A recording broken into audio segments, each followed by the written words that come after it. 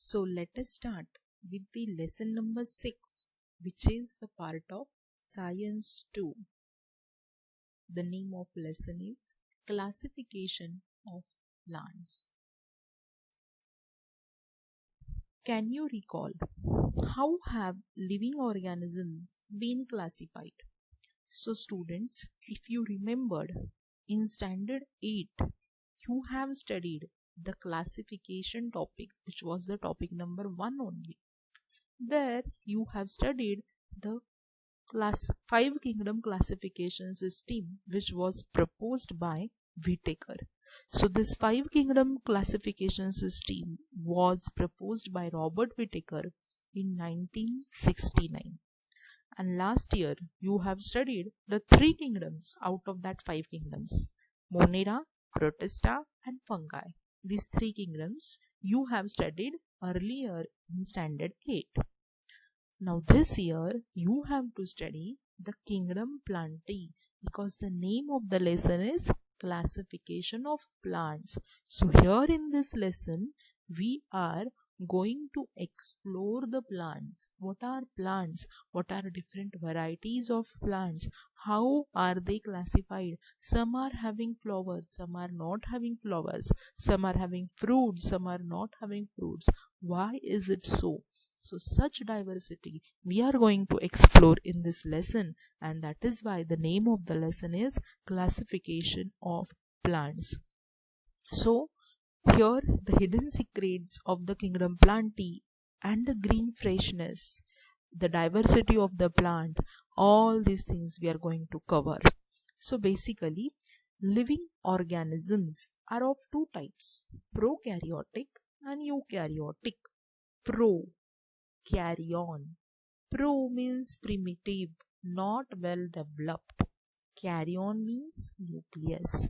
The organism who are having not well developed nucleus are called as prokaryotic organism. So living organism are of two types: prokaryotic, where in these organisms the nucleus is not well developed, and the type of this prokaryotic organisms is Monera. So the kingdom Monera consists of all the prokaryotic organisms. Living organisms are also of the type of eukaryotic. Eu, Eu means well developed. Carry on. Carry on means nucleus. The organism who are having well developed nucleus. Now what is meant by well developed nucleus? The nucleus who will have the nuclear membrane, the chromatin material which is good packed, that is called as the well developed nucleus. So if the organism having such type of well developed nucleus, then it is called as the eukaryotic organism. Now this eukaryotic organism is further divided into unicellular and multicellular. Uni means single cell. The organism who are having single cell in their body are called as unicellular organism. The Protista kingdom are having the animals who are unicellular. The second type of eukaryotic is multicellular. Multi means many. Cell. The organism who are having many cells in their body are called as multicellular organism. Now this multicellular organism are again divided into two types: with cell wall and without cell wall. Now you have studied last year the structure of the cell, plant cell and animal cell. There you know the cell wall is the outermost covering of the cell which protects the cell. So if such cell wall is present, then these organisms are further divided into autotrophs and heterotrophs. What is mean by autotrophs?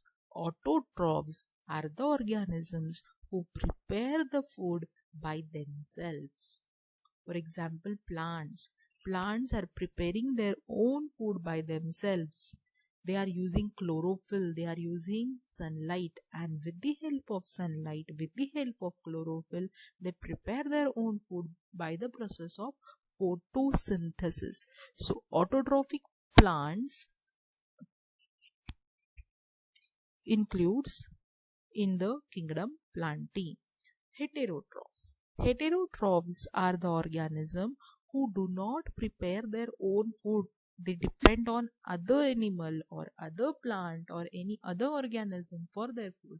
So they are heterotrophic organisms. So fungi is one of the type of the heterotrophic organism. You must have observed fungi. If you keep the bread or roti in the tiffin and keep it as it is for 2 or 3 days, you will observe the bread like appearance, whitish blackish appearance on that bread or that roti or chapati, which is nothing but the fungi. So this fungi depends on other organism or any other thing for their food, and hence they are heterotrophs. Now multicellular organisms are having no cell wall or without cell wall. Cell wall is the outermost covering. So in some organism this cell wall is absent, and directly beneath the cell wall cell membrane is present. Only that cell membrane is present and the cell wall is absent.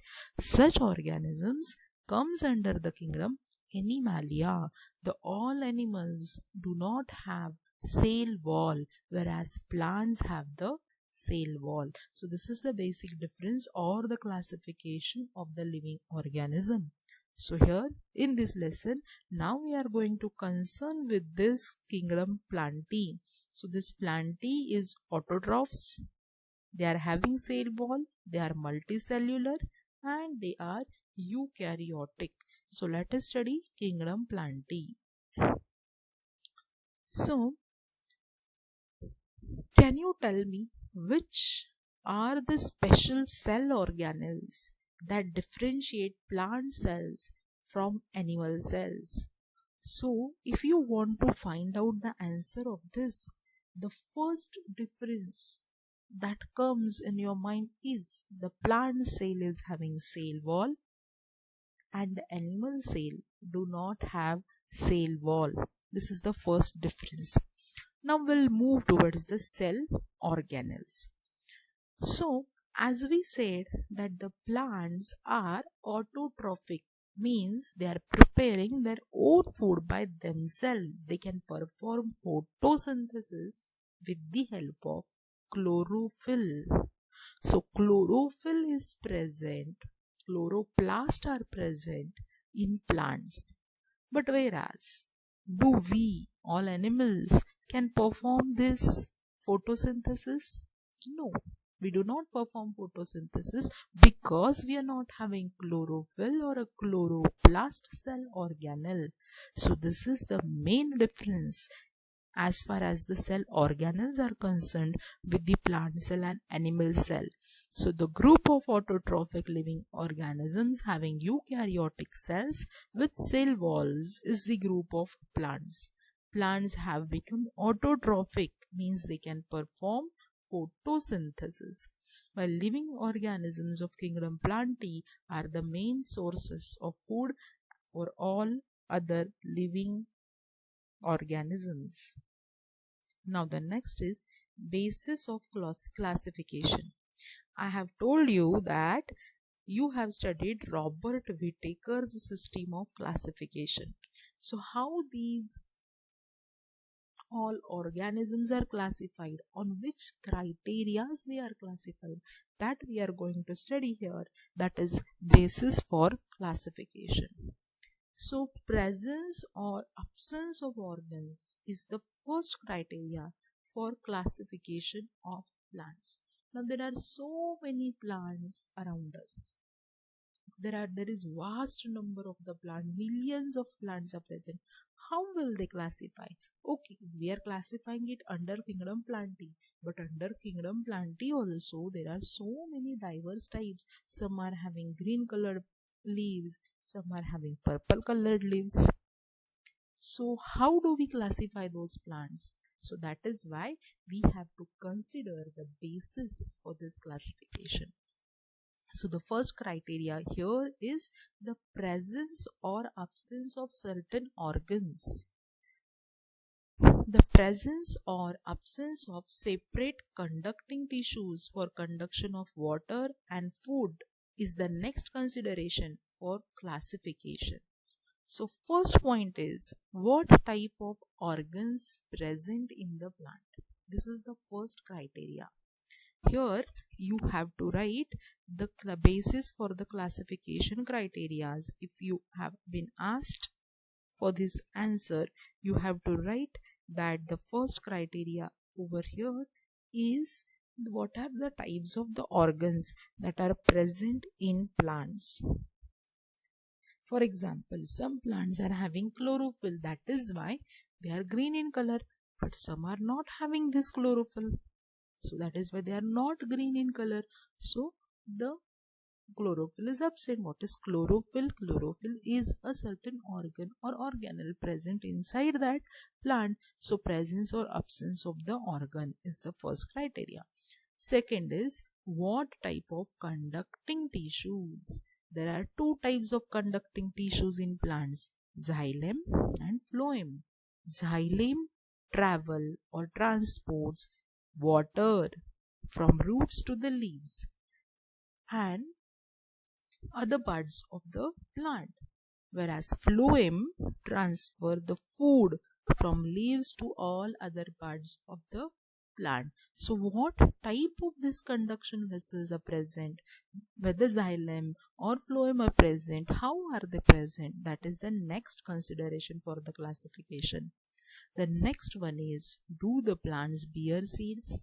If you have observed, some plants are having seeds, but some plants are not having seeds. For example, some plants like papaya, they are having seeds, but have you seen the seeds of rose? So, in this way, how the plants bear seeds, whether they bear it or not, that is the next part of the classification or the next criteria of the classification. Now, if the seed is present, then again there are variety, that if they do, then whether the seeds are enclosed in a fruit or not is also an important criteria for the classification. So finally, plants are grouped depending upon the number of cotyledons in the seed. So cotyledons are what? Cotyledons are nothing but if you are able to cut the seed into two, then you will get the two small cotyledons. Cotyledons are the coverings in the seed. So at the higher level of plant classification, different characteristics are considered for classification. For example, depending on the absence or presence of flowers, fruits and seeds, plants are classified as cryptogams or phanerogams. Depending upon whether seeds are enclosed within a fruit or not, phanerogams are classified as gymnosperms and angiosperms. Angiosperms are further classified as monocots and dicots. So basically, this kingdom Plantae is having the two main types, cryptogams. Here you can see the cryptogams and phanerogams. These are the main two types of the plant classification, cryptogams and phanerogams. These cryptogams consist of again various types, and these phanerogams are consisting of another various types like gymnosperms and angiosperms. So phanerogams are having classified into the gymnosperm and angiosperm. These angiosperms are further classified as a monocot or a dicot. Now this part of introduction to the scientist is eliminated from your syllabus of 2020-21 academic year. So let us move towards the further. The next is cryptogams. So this cryptogams, again this part of the syllabus is also deleted. So we will just move towards the further with the cryptograms. So cryptograms are further divided into many types. What are those types? So the first type of the cryptogram is the Thallophyta, division 1 Thallophyta. This is the first type of cryptogam. Cryptograms are having three types. Out of that, first is the Thallophyta. Now what are the characters of Thallophyta? So Thallophyta plants grow mainly in water. All these plants will be present in water only. Now you must have an idea. The Spirogyra or the algae that is present in water are nothing but included in the Thallophyta group because they grow in water. They are aquatic plants. So the first character of the Thallophyta is the plants grow mainly in water. Here in your exercise also this question is asked that write the characters of Thallophyta. So you have to write that in a point wise. So the first is the plants grow mainly in water.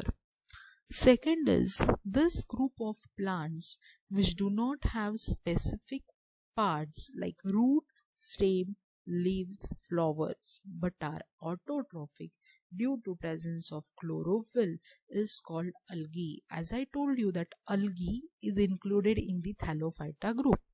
Now what is mean by algae? Algae do not have normal plant-like structure. What is normal plant-like structure? When we say plant, what comes in our mind?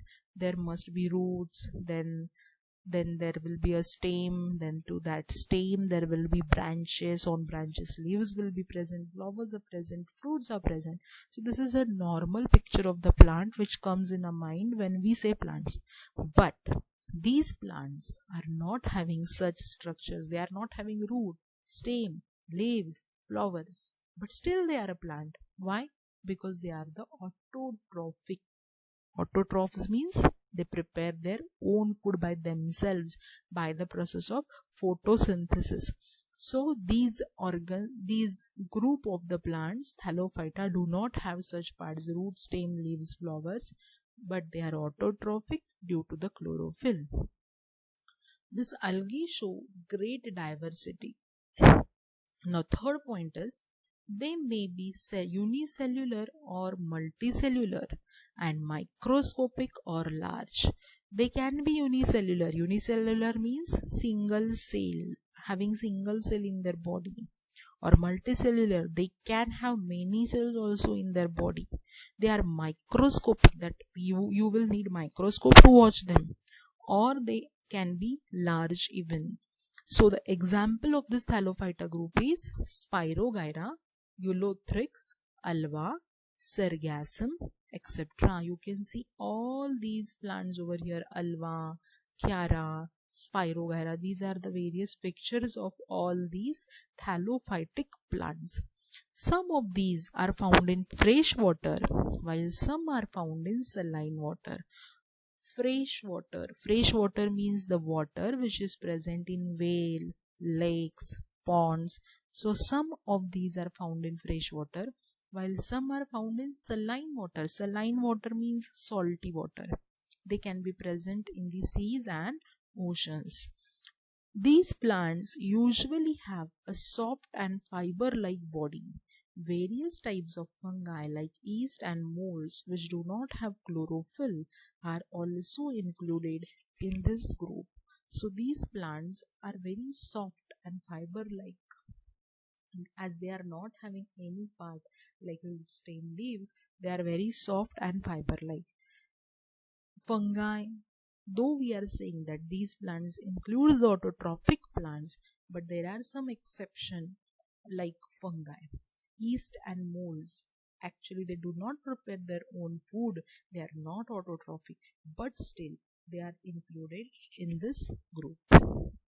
So now we will move towards the next division, that is division 2, Bryophyta.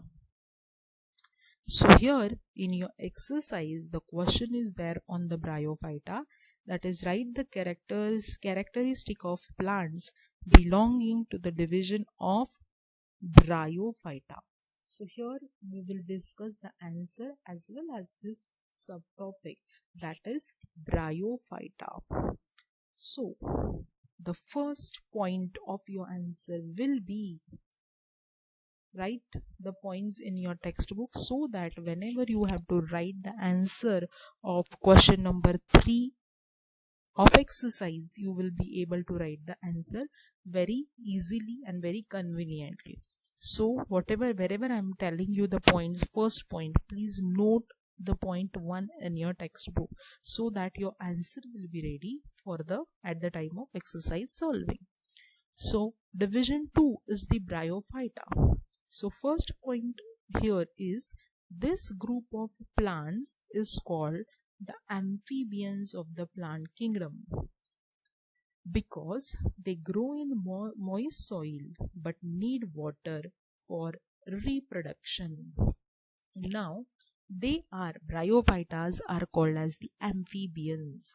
What is mean by amphibians? Amphibians are the organism. They can live on land as well as in water, but they perform good in water.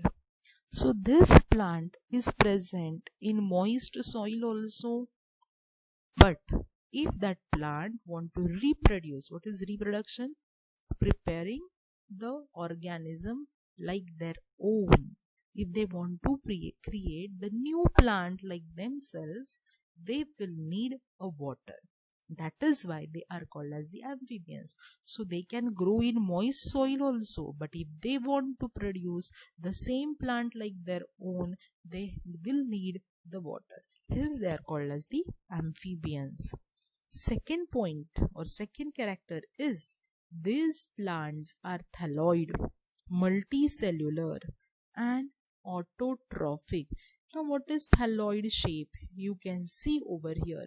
Such type of the shape is called as the thalloid. So these plants are thalloid. Multicellular. Multicellular means they are having many cells in their body. And autotrophic. Autotrophic means they are preparing their own food by themselves. They reproduce. Third point is, they reproduce by spore formation. Spore are very small. These spores travel from one place to the another place, and when they go towards the another place, and if they get favorable environment, they germinate and they will prepare the new plant. So these plants are produced by those spore formation method. The next point is, the structure of the plant body of bryophytes is flat, ribbon-like, long, without true roots, stem and leaves.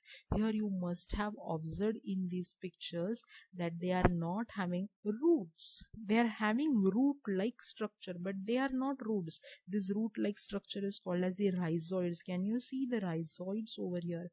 They are very small, fiber-like, root-like structure, but they are not actually root. You can see the leaves. You can see the stem also, but that is not stem-like. So these plants are having leaf-like parts, stem-like parts and root-like parts, but not root, stem and leaf. Do you understand the difference between leaf-like, root-like and leaf and root? Leaf-like means they appear as a leaf, but they are not leaves. Root-like means they appeared as a root, but they are not actual true roots. So that is, they are having leaf-like structure and root-like structure, and they are very flat. Instead, they have stem-like or leaf-like parts and root-like rhizoids.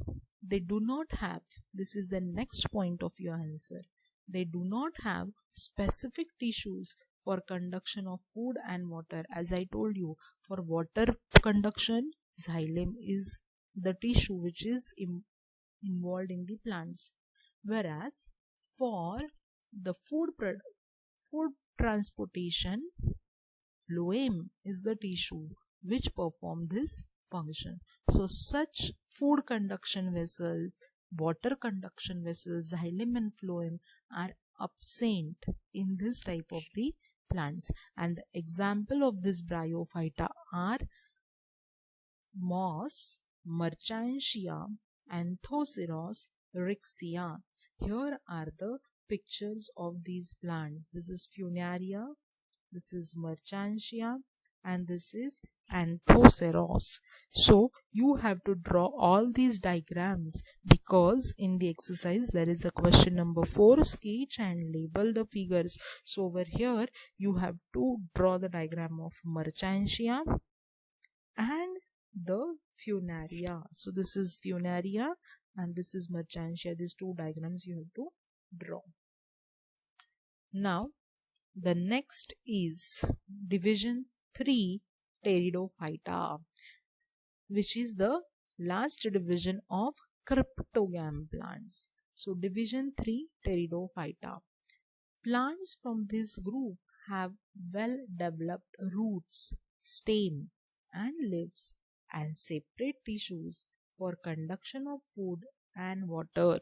So the first point over here is they are having root, stem and the leaves. Thallophyta and Bryophyta plants were not having these roots, stem and leaves, but these Pteridophyta plants have the roots, stem and leaves. Again they are having separate tissues for conduction, means xylem and phloem are present, but they do not bear flowers. This is the main point, underline this. They do not bear flowers. They do not have flowers like all other plants and the fruits. If the flower is not present, fruit will also not be present. They reproduce with the help of spores. Now you can see the spores over here. So they reproduce with the help of spores formed along the back posterior surface of their leaves. If you see the back portion of their leaves, they will have this such brown colored structure. This brown colored structure is called as the sori, and inside that these spores are present. These spores travel from one place to the another place and produces the new plant. So the example of this is Nephrolepis, Marsilia, Pteris, Adiantum, Equisetum, Selaginella, Lycopodium. These are the examples of the division 3 Pteridophyta. Then these plants reproduce asexually. Asexual type of reproduction is the type of reproduction in which the two gametes are not involved. Generally, whenever the reproduction occurs, male gamete and female gamete is involved. But here, such two gametes or two germ cells are not involved. That is called as the asexual reproduction. So, these plants reproduce asexually by spore formation. And if they produce sexually, means by gamete formation, male and female gamete, then the zygote is formed. So if they produce asexually, they will form the spores, and if they produce sexually, they will form the zygote. Zygote is the output of the reproduction process. They have a well-developed conducting system. As I told you, they are having well-developed xylem and phloem in their body. So in this way, we have done with the cryptogams. So cryptogam are having various divisions: Thallophyta, Bryophyta and Pteridophyta. So all these three divisions we have covered. We have covered the characters, we have covered their diagrams also. Now the next is Pteridophyta, and this Pteridophyta is further divided into the The next is phanerogams that we will cover in our next video. Thank you. Thanks for watching.